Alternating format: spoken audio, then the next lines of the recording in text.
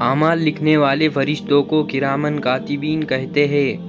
گھوڑے کی سواری سب سے پہلے اسماعیل علیہ السلام نے کی تھی۔ فرعون کی بیٹی کا نکاح سلیمان علیہ السلام سے ہوا تھا۔ بیت المقدس کی بنیاد سلیمان علیہ السلام نے رکھی تھی۔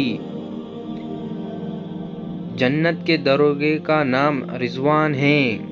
قرآن مجید میں 3 مسجدوں کا ذکر ہے۔ مکہ شریف 8 ہجری میں فتح ہوا تھا۔